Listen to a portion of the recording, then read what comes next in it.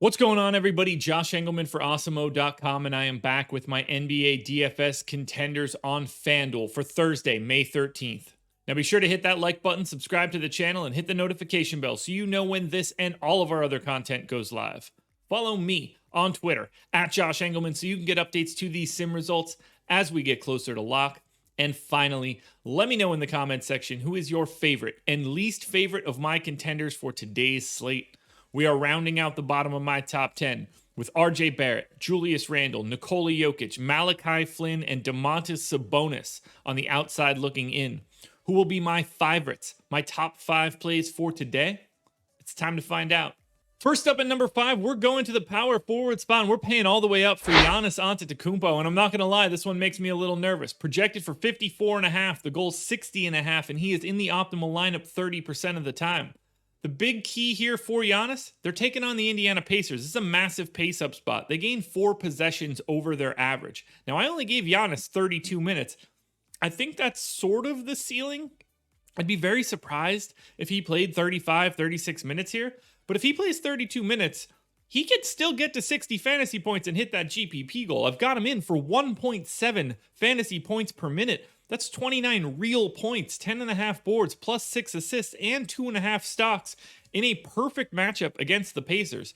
So while I am concerned about his ultimate ceiling from a minutes perspective, his rates today should be through the roof. Next up at number 4, we get into the Raptors' value, considering they only have 8 active bodies. Shooting guard Yuta Watanabe at the flat minimum is the first guy up at number 4. He's projected for 27. The goal is 31. He's in the optimal lineup 30% of the time. Look, everybody on the Raptors today is viable. They have 8 bodies.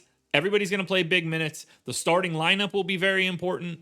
These guys are going to move around. I'm just taking my best guess right now. I gave him 30 minutes, around a 0.8 fantasy point per minute guy, 12 points, 6 boards, 2 assists. It's a pace down spot against Chicago, but the Bulls defense is bad. But what you're doing here is you're grabbing minutes at the flat minimum salary, and I don't really see a different way to do it. The Raptors are going to be hella popular once again. We're staying in Toronto again for number 3, shooting guard eligible Gary Trent. He's 4,900, projected for 32. The goal's 36. He's in the optimal lineup 32% of the time. I expected a little bit more out of Trent last time. I'm still expecting it again here. I gave him 34 minutes. We're talking 0.94 fantasy points per minute because he gets the usage bump.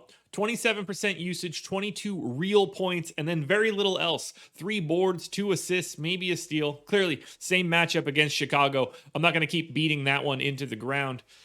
Trent is the guy that I think bridges the gap between having a salary that is already slightly higher than the minimum that you'll see on some of these guys and being the guy that I think runs most of the offense. Both he and Malachi Flynn, I assume, are the 2 guys that do the heavy lifting in that regard. So I'm still going to Trent. 4,900 is not nearly a high enough price tag for me to want to get away from him if he's playing 34 minutes. We're not done with Toronto yet, though. Power forward eligible Freddie Gillespie is coming up next at number 2. He's 3,700, projected for 27. The goal is 32. He's in the optimal lineup 34% of the time. I think Gillespie plays the backup center run along with a chunk of time at the 4. I gave him 26 minutes. He could play into the 30s. This is where it starts to get a little bit weird, but at 3,700, given the position and the fact that he's basically a 1 fantasy point per minute guy, I like taking my chances here. 11 points, 6 boards, very little else, although 2 stocks is pretty important.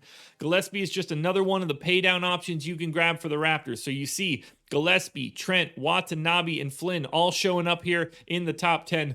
Buckle up for that DraftKings video because it's even crazier than that. But who's the number 1 contender for today?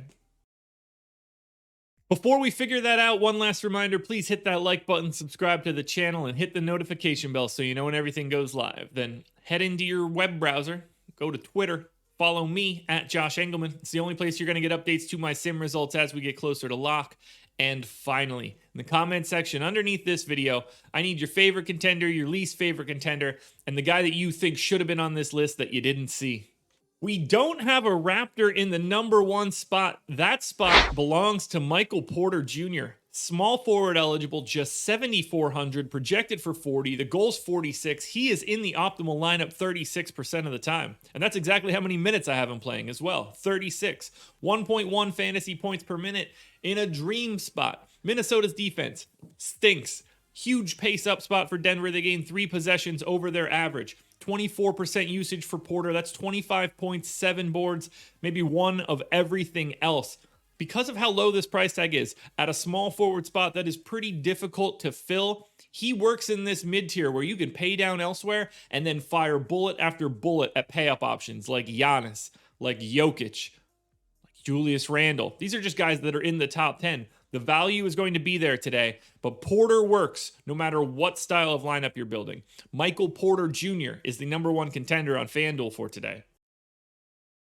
All right, everybody, that will do it. Those are my NBA DFS contenders on FanDuel for Thursday. I almost said Wednesday. For Thursday, May 13th. I will be on the strategy show with Adam Kaufman today at 10, so tune in there. Process show is in the books. We broke down all 9 games, and there's a DraftKings version of this video around here somewhere. I was having trouble finding those words. That wasn't very easy. No live before lock for me today. I will not have another live before lock in this regular season. You got to wait for the playoffs for that stuff, so keep your eyes peeled on my Twitter. Good luck tonight, everybody. We will be back again tomorrow for the final regular season version of the ConTENders. Good luck, everybody.